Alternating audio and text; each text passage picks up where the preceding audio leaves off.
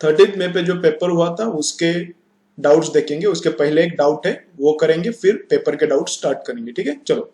तो first doubt क्या है? फर्स्ट डाउट है यहाँ पर एक चार्ज है 5 माइक्रोकूलम का, दूसरा चार्ज है 5 माइक्रोकूलम का, उसके बराबर बीच में टोटल डिस्टेंस है उनके बीच में 6 मीटर का, बराबर बीच में एक चार्ज है सी, वो है 5 माइक्रोकूलम का, और वो प्रोजेक्ट किया है ऐसा ऊपर परपेंडिकुलर ऊपर प्रोजेक्ट किया है विद काइनेटिक एनर्जी कितना 0.06।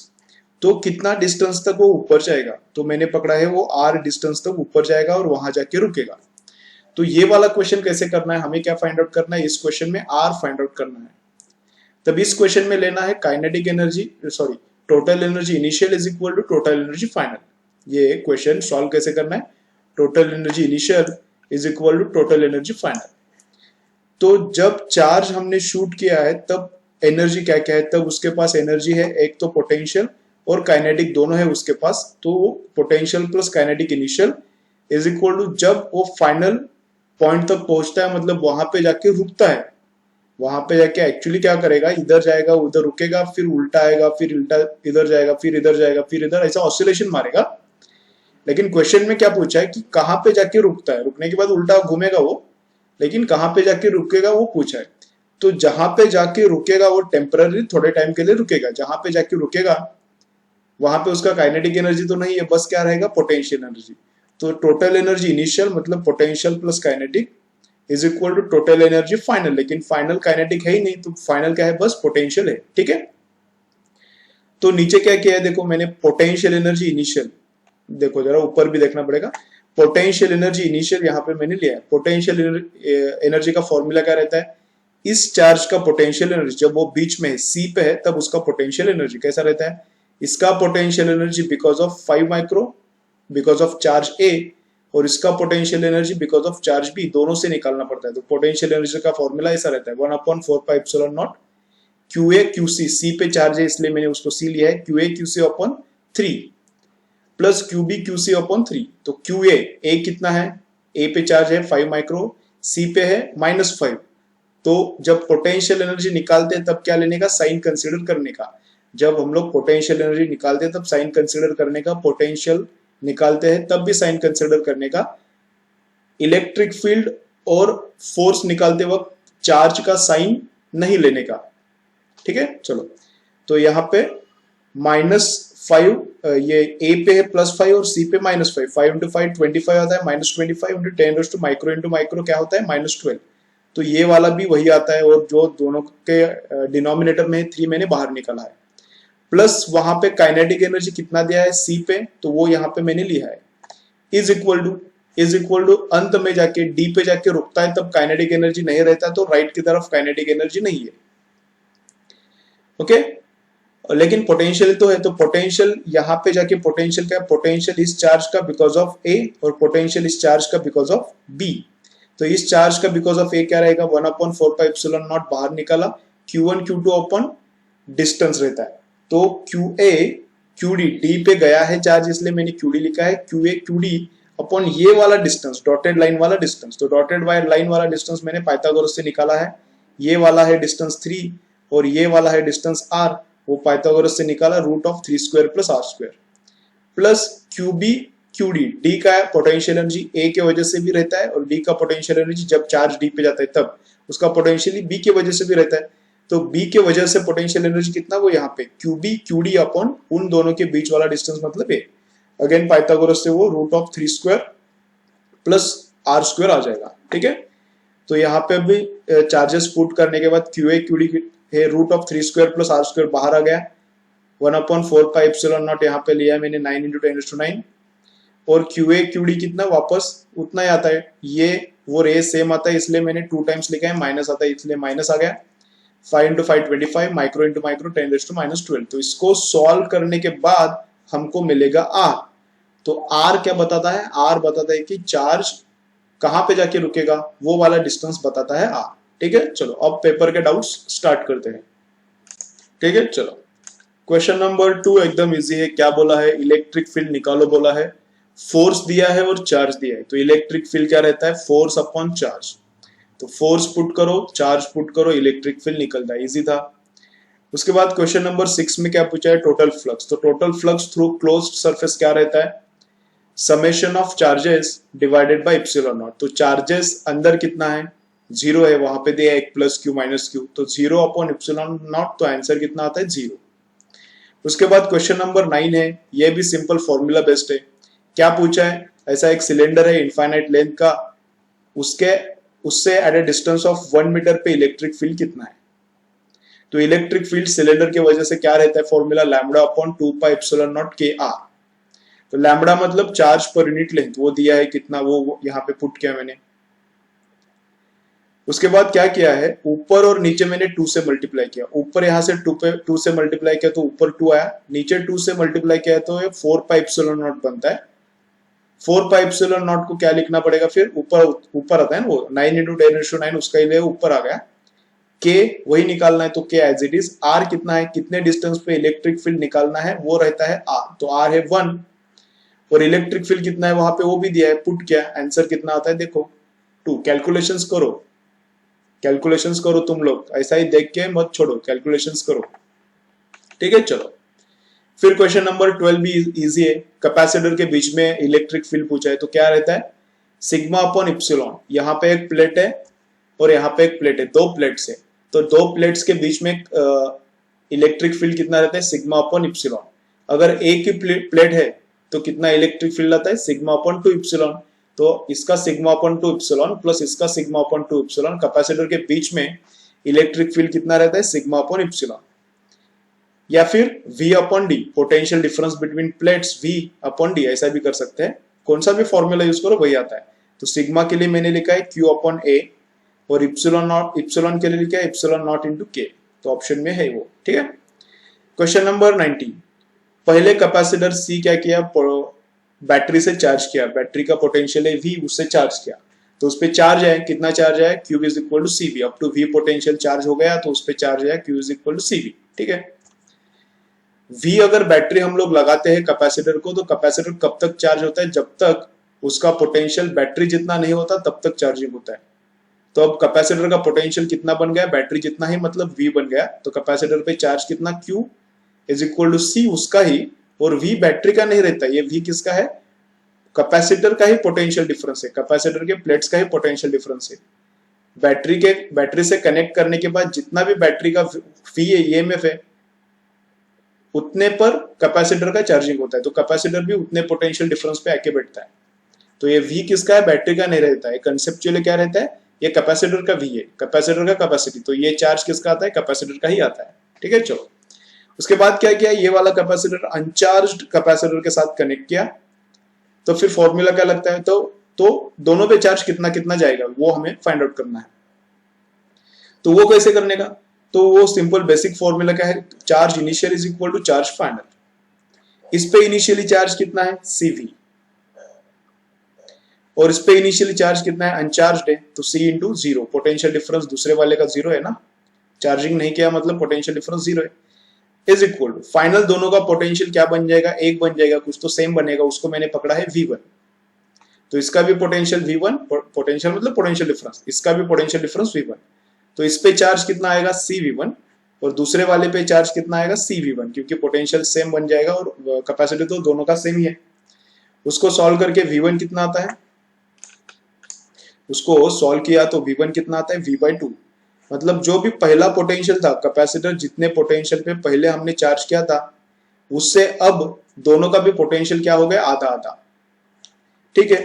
तो नया चार्ज कितना, दोनों पे चार्ज तो सेम ही है, क्योंकि सेम कैपेसिटी है और सेम पोटेंशियल पे आए दोनों, अभी V1 पे आए ना दोनों, तो नया चार्ज कितना, C इंटू V1, तो V1 कितना है, V/2, तो CV/2 मतलब क्या, CV कितना है, इनिशियल चार्ज है ना CV, तो Q/2, तो इनिशियल चार्ज अपॉन 2, तो चार्ज क्या हो जाएगा, पहले इस पे Q था, दोनों को कनेक्ट करने के बाद ये आधा चार्ज इसको दे देगा, तो आधा आधा डिस्ट्रीब्यूट करके ले लेते हैं, ठीक है। चलो नेक्स्ट क्या है फिर, चलो नेक्स्ट क्या है, ऐसा है क्यूब है, क्यूब के बराबर, क्यूब के कॉर्नर्स पे चार्ज पुट किया है -Q, अभी देखो तुम लोग क्या किया है, -Q क्या +Q, और बीच में किया है प्लस क्यू, ठीक है। चार्जेस उल्टा है, जो भी कॉर्नर पे है और जो भी सेंटर पे है उन दोनों का चार्जेस ऑपोजिट है, ठीक है। चलो देखता हूं मैं एक बार। चलो तो मैंने देख लिया क्या है, कॉर्नर पे माइनस क्यू है और सेंटर पे क्यूब के बराबर सेंटर में प्लस क्यू है, तो उसका हमको पोटेंशियल एनर्जी फाइंड आउट करना है, ठीक है। तब कॉर्नर का चार्ज और वो सेंटर पर जो चार्ज है उनके बीच में डिस्टेंस, कॉर्नर का चार्ज और सेंटर का चार्ज उनके बीच में डिस्टेंस। तो अगर साइड उसका ये है, ए मैंने एज्यूम किया, यहाँ पे क्यूब का साइड ए एज्यूम किया, तो ये साइड भी ए रहेगा। तो फेस डायगोनल कितना रहेगा, ए बी मतलब नीचे का जो फेस है क्यूब का उसका लेंथ, उसका डायगोनल है, उसका लेंथ कितना रहेगा, ये ए बी कितना रहेगा, पाइथागोरस ए ये है, ये भी ए है, तो ये डायगोनल कितना, root of 2a, Pythagoras use करो, root of a this side square plus this side square, तो ये कितना आता है, रूट 2a। तो ये रूट 2a आता है नीचे के फेस का डायगोनल, और ये सी बी कितना आता है a, तो ये c to a body diagonal, इस क्यूब का बॉडी डायगोनल कितना आता है, रूट 3a, तो AC आता है रूट 3a। तो ये बीच वाला चार्ज और कोने पे जो चार्ज है उनके बीच में डिस्टेंस कितना आता है, उससे आधा, तो रूट 3a का आधा आता है वो चार्ज।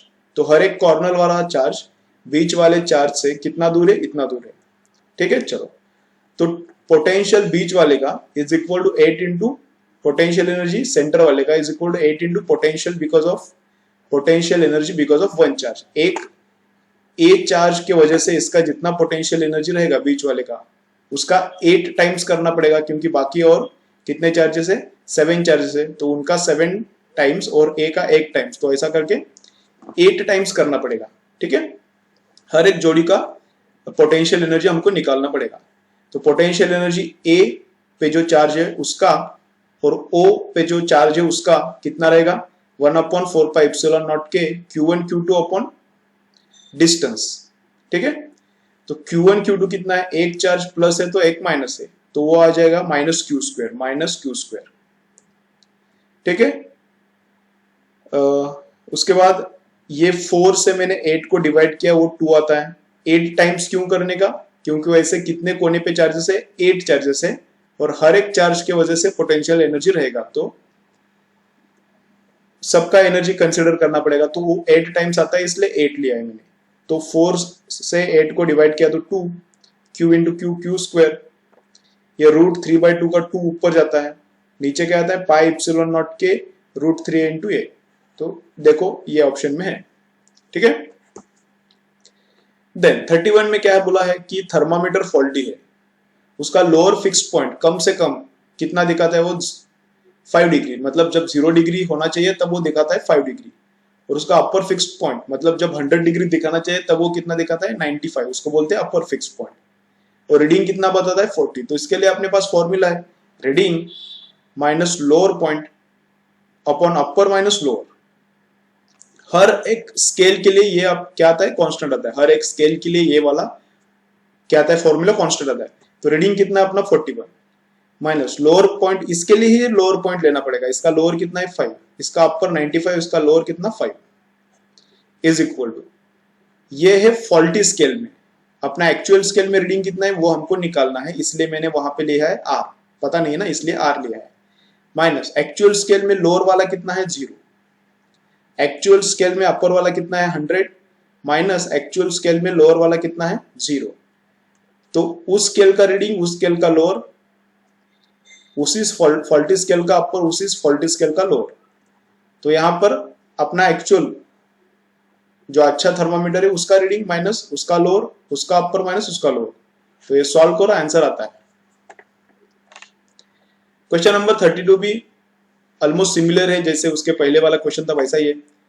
फ़ारेनहाइट में टेम्परेचर 212 से 140 तक आता है, तो डिग्री सेल्सियस में वो टेम्परेचर 100 से कुछ तो टी टेम्परेचर पे आता है, वो टी कुछ है क्या है हमको पता नहीं है। तो क्या फाइंड आउट करना है, डिग्री सेल्सियस में चेंज कितना हुआ, टी नहीं फाइंड आउट करना, डिग्री सेल्सियस में चेंज कितना हुआ, ठीक है। चलो तो फ़ारेनहाइट में क्या हुआ, फ़ारेनहाइट में वो 212 मतलब बॉइलिंग पे था और 140 पे आया ऐसा बोला है, तो फ़ारेनहाइट का बॉइलिंग क्या रहता है 212, तो वो 212 से 140 पे आया, तो अब कितना है उसका 140 है, अब कितना है उसका 140 है। तो 140 माइनस लोअर फ़ारेनहाइट का, अपर फ़ारेनहाइट का माइनस लोअर फ़ारेनहाइट का इज इक्वल टू, डिग्री में यहाँ पे किया है मैंने, डिग्री में कितना हुआ टेम्परेचर 140 फ़ारेनहाइट का, मतलब डिग्री में कितना लिया है मैंने T। तो डिग्री में कितना हुआ वो टेम्परेचर T, कन्वर्जन करना है ना, 140 फ़ारेनहाइट को मैं कन्वर्ट कर रहा हूं डिग्री में। तो reading minus lower point upon upper minus lower, इसको सॉल्व करने के बाद कितना आता है 60 आता है। इसका मतलब क्या है, जब फ़ारेनहाइट में 212 का 140 पे आता है, तब डिग्री में क्या होता है 100 वाला। 212 में फ़ारेनहाइट में 212 मतलब डिग्री में कितना रहता है वो 100 रहता है, और 140 फ़ारेनहाइट का मतलब डिग्री में कितना रहता है 60।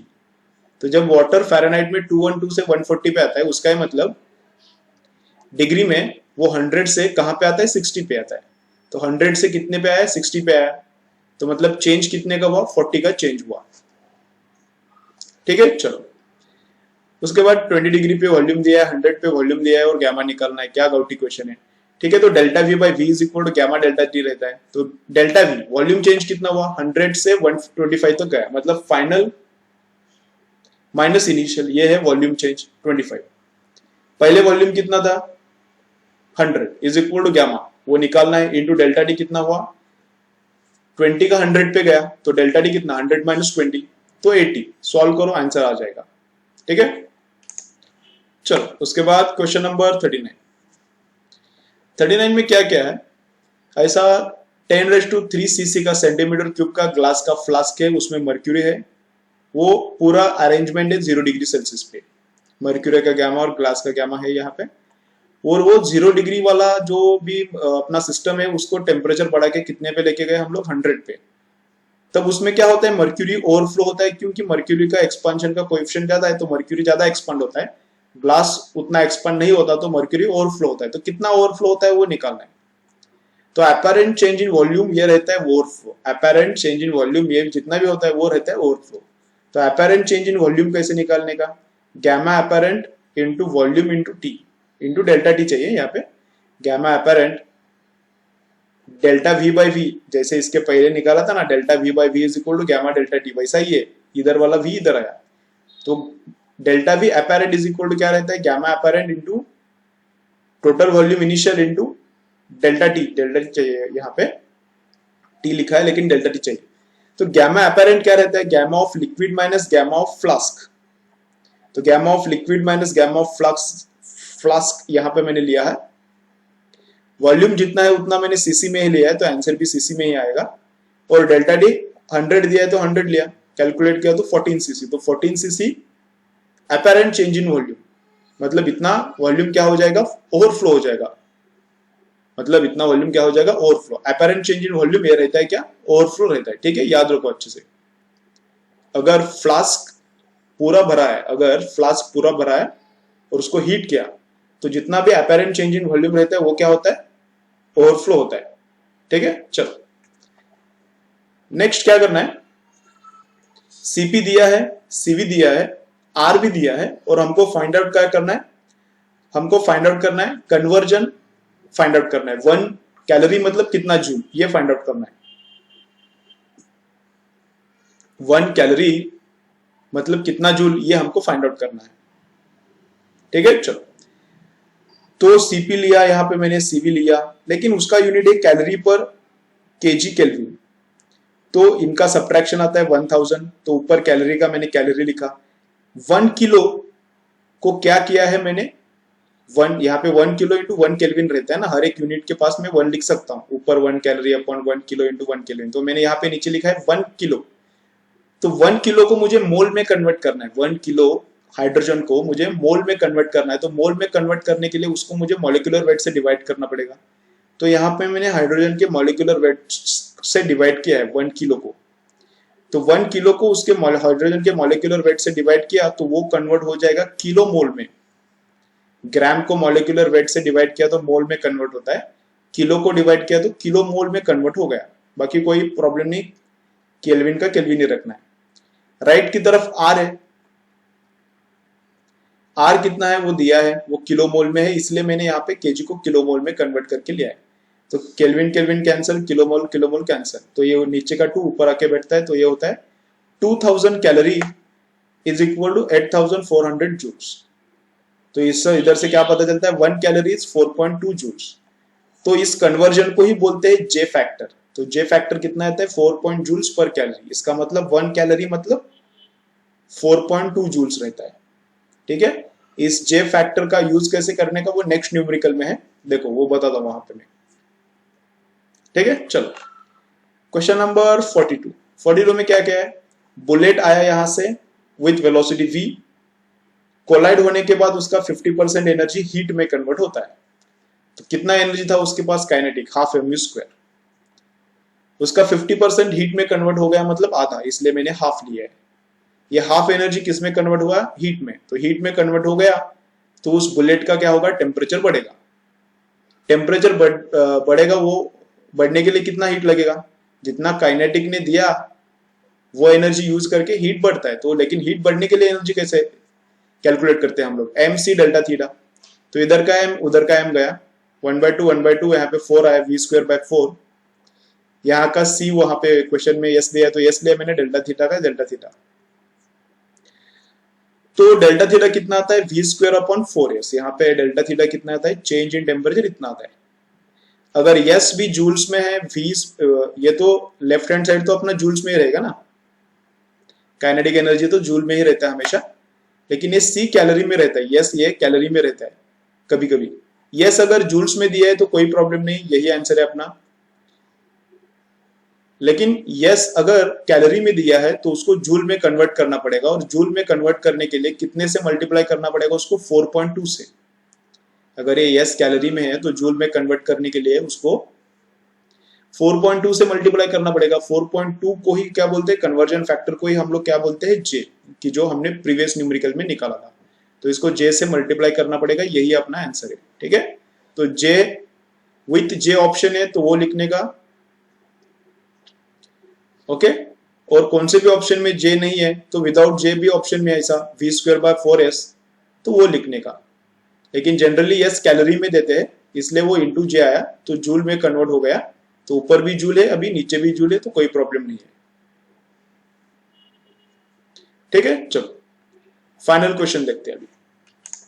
चलो क्वेश्चन नंबर 43। 43 में क्या किया है, 2 लीटर वाटर है 27 पे, उसको एक हीटर में रखा। हीटर का रेटिंग क्या है, 1 किलो वैट। उसमें से 160 जूल्स पर सेकेंड बाहर जाता है, सराउंडिंग में जाता है, और वो 27 वाला वाटर 77 पे लेके जाना है। तो कितने टाइम में काम होगा।